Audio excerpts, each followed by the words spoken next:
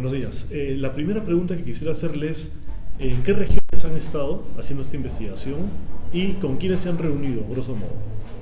Bueno, primero decir que desde el inicio de las protestas y desde que nuestros equipos, tanto locales de nuestra oficina nacional como nuestros equipos regionales de investigación, empezaron a recibir las denuncias, hemos ido documentando casos a la distancia, pero sabíamos que prontamente la labor en el terreno era necesaria precisamente por el nivel y la magnitud, la dimensión de las violaciones a los derechos humanos que nos iban denunciando. El equipo de investigación de crisis de Amnistía Internacional estuvo desplegado en el país por casi 3 semanas y particularmente nos centramos en Andahuaylas, Ayacucho, Chinchero y en Lima, en donde también pudimos tener acceso a personas heridas, sobre todo de otras regiones, incluidas Puno. Así es que la investigación, estos primeros hallazgos, abarcan esas regiones. Nos hemos, además de reunido con víctimas y familiares y personas que han participado en las protestas y que han sido testigos de muchas de las violaciones que hemos documentado, también nos hemos reunido con funcionarios, tanto a nivel técnico, de la policía, de las Fuerzas Armadas, de las Fiscalías, de la Defensoría del Pueblo, y yo personalmente me he reunido con autoridades al alto nivel. Estuvimos reunidas con la presidenta Boluarte y parte de su gabinete, con el ministro de Justicia y Derechos Humanos y la canciller, y anteriormente mantuve una reunión con el ministro de Defensa, no solo para presentarle los hallazgos, pero para también tener un espacio de diálogo y escuchar sus posicionamientos. Así que esta es una investigación que busca con rigurosidad contrarrestar no solo las fuentes testimoniales, pero también las fuentes documentales. Hemos solicitado a través de acceso a la información pública diversos documentos a las autoridades. Aún estamos a la espera de recibir mucha de esta documentación, sobre todo pertinente a las investigaciones que se están realizando sobre los casos que hemos documentado. Ha señalado que se han registrado graves violaciones a los derechos humanos, sobre todo en el uso de la fuerza, por ejemplo en el uso de armas letales y no letales por parte de la policía y el ejército peruano. ¿Cómo han sido estas violaciones a los derechos humanos? ¿Qué ha sucedido? ¿Qué es lo que han encontrado? Bueno, nuestros hallazgos iniciales, después de documentar 46 casos de múltiples violaciones a los derechos humanos y 12 casos de personas que han sido asesinadas en el contexto de las manifestaciones, 12 casos de 48 que han sido lamentablemente el saldo de estos más de 2 meses desde que iniciaron las protestas, nos deja cuenta que ha habido un uso ilegítimo de armas letales y armas que se conocen como menos letales, pero que de manera indiscriminada han puesto en riesgo la vida de las personas. Es claro que de los 12 casos que Amnistía Internacional ha documentado de personas asesinadas en ese contexto, han muerto como consecuencia del uso de armas de fuego. Son personas en su mayoría jóvenes, personas que recibieron los disparos en la zona torácica y la cabeza, lo que supone que había una posición privilegiada por parte de las fuerzas de seguridad para determinar a dónde disparar y a quién disparar, y que inclusive estas muertes podrían constituir ejecuciones extrajudiciales, que es una grave violación a los derechos humanos e incluido un crimen bajo el derecho internacional. De la multitud de personas heridas, algunas de ellas con gravedad, que inclusive ha dejado secuelas permanentes, ¿verdad?, de discapacidad, precisamente por el uso de armas de fuego, un uso indiscriminado, es decir, se ha utilizado este tipo de armamento de manera indiscriminada, se ha disparado a una generalidad de población sin que se identifiquen, por ejemplo, como el propio Estado dice, incidentes de violencia o grupos de personas que podrían estar ejerciendo algún acto de violencia. No ha habido una distinción, ¿verdad?, para proteger a las personas que protestan pacíficamente. Por ejemplo, en uno de los casos que hemos documentado de un joven John de 18 años, un jugador de voleibol, un estudiante, que fue asesinado en manos de la policía mientras él solo miraba cómo un operativo policial disuadía un funeral de manera violenta, y él se apostaba en Andahuaylas, en un cerro, ¿verdad?, observando lo que acontecía, y desde un edificio que se encontraba frente a ese cerro, policía apostado en la azotea disparó indiscriminadamente en contra de la población, lamentablemente disparando en contra del cuerpo de John y como consecuencia él muere. Ni siquiera participaba activamente de una protesta. Ahora, han señalado también que las autoridades habrían actuado con un marcado sesgo racista, ¿no? Y que la represión letal del Estado es una muestra más del desprecio hacia la población indígena y campesina. ¿Cómo llegan a esa conclusión? Bueno, es importante mencionar que las comunidades que hoy día se movilizan a lo largo del país son comunidades altamente representadas por grupos de pueblos indígenas y personas campesinas que han sido históricamente racializadas.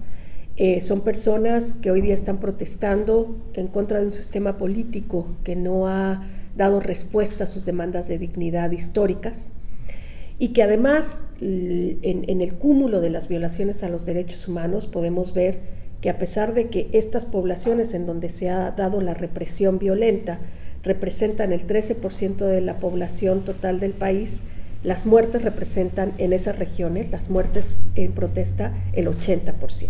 A pesar de que hemos visto represión violenta del Estado en múltiples localidades, incluida Lima, en donde una persona pierde la vida, en comparación, por ejemplo, en la zona de Puno, en donde en un solo incidente 17 personas pierden la vida.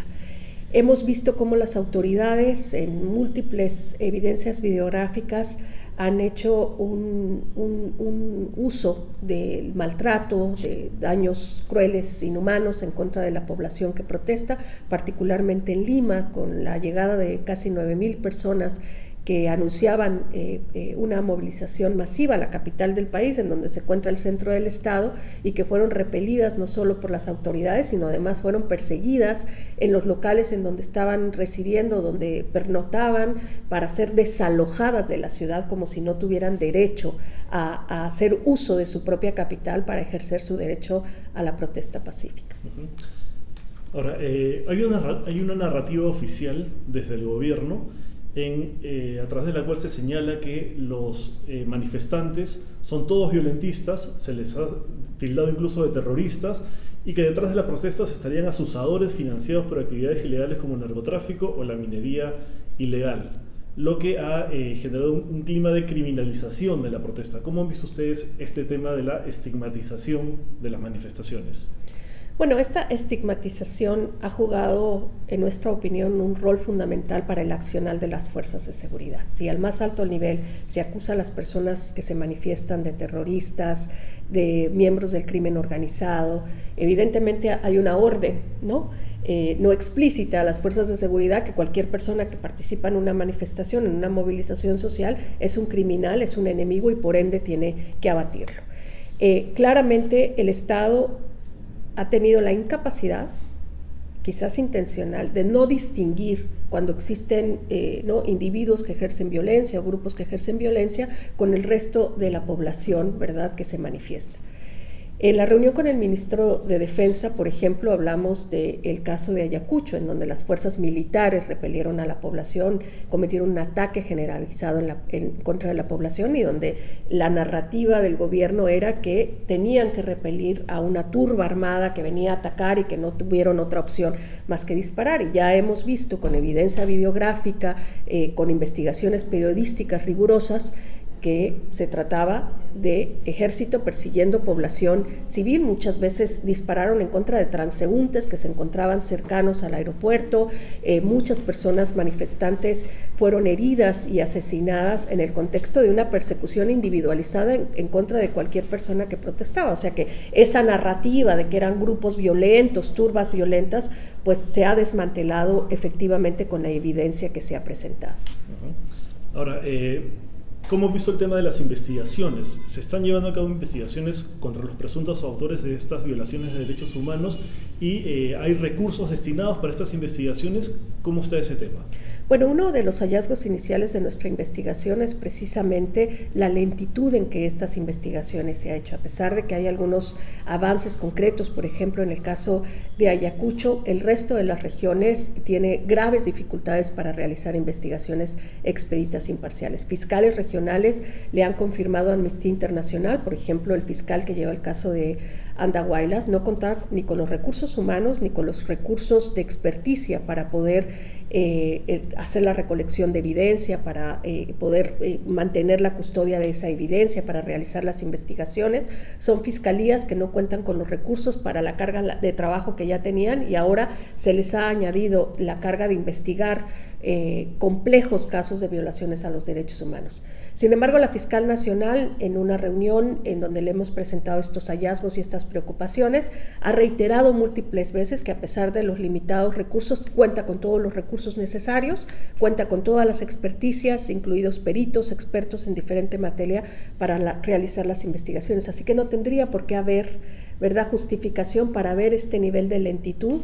Nuestro equipo en el terreno en Andahuaylas, por ejemplo, pudo verificar cómo todavía existe evidencia material que podría ser crucial para las investigaciones después de semanas que han ocurrido los hechos, como perdigones, balas, canisters de gases lacrimógenos, que todavía se encuentran a la vista pública sin que nadie de las autoridades de fiscalía hayan recabado la información. Así es que lo que dice la fiscal nacional dista de la realidad que nosotros hemos podido documentar y que preocupa mucho, dado lamentablemente la cultura de impunidad que existe en el Perú, sobre todo cuando se trata de violaciones a los derechos humanos. Ahora, el día de ayer se ha reunido Amnistía Internacional con la Presidenta de la República y parte del gabinete. ¿Qué recomendaciones se le ha hecho al Estado peruano y cómo han recibido estas recomendaciones de parte del Ejecutivo? Sí, Amnistía Internacional se ha reunido con la presidenta Boluarte y parte de su gabinete, que incluía al ministro de Justicia y Derechos Humanos y a la señora canciller. Le hemos presentado los hallazgos iniciales de esta investigación, inclusive antes de su publicación, y le hemos hecho una serie de recomendaciones y acciones concretas e inmediatas que se requieren para atender la crisis. La primera recomendación es que tiene que cesar la represión, tiene que cesar el uso de armas letales y armas menos letales que indiscriminadamente están poniendo en riesgo la vida de las personas. Tiene que cesar esta estigmatización que está prácticamente dando una orden tácita a las fuerzas de seguridad para que ataquen a la población. Hemos recomendado que se colabore y se coadyuve en todas las investigaciones que la Fiscalía está haciendo, incluido que se entregue, ¿verdad?, toda la evidencia con la que cuentan las fuerzas de seguridad. Hemos recomendado a la presidenta que se le dé una atención inmediata a las víctimas y sus familiares, una atención integral, económica, psicosocial. Y bueno, la presidenta ha dicho que ha escuchado nuestros hallazgos, nuestras preocupaciones y recomendaciones. No hubo un compromiso específico. Ella ha dicho que ella nunca ha dado la orden de que se utilicen armas letales, sin embargo se utilizan. Lo cierto es que su mayor compromiso ha sido para con las víctimas. Ella nos ha asegurado que ella personalmente se encargará de asegurar que efectivamente haya una reparación integral, un apoyo integral a través del Ministerio de Salud, de Educación. Inclusive dijo, si hay familiares adultos mayores, ¿no?, de los deudos, se les va a garantizar pensión, a las niñas, niños y adolescentes se les garantizará becas escolares. Y bueno, esperemos que esas promesas se conviertan en realidad para decenas, centenares de familias que han visto afectados sus derechos precisamente por esta represión. Antes de terminar, quería preguntarle por un tema vinculado también. La Municipalidad de Lima ha declarado intangibles varias zonas del centro de Lima para evitar manifestaciones, con el argumento de que quieren justamente evitar que hayan actos vandálicos que dañen el patrimonio.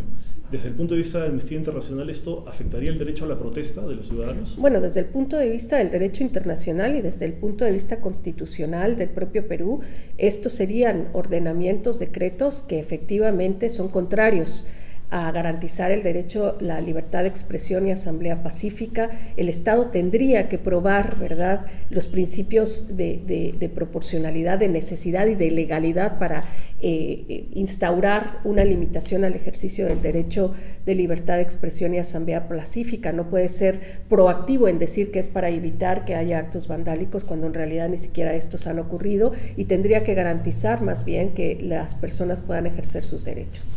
Okay, muchas gracias.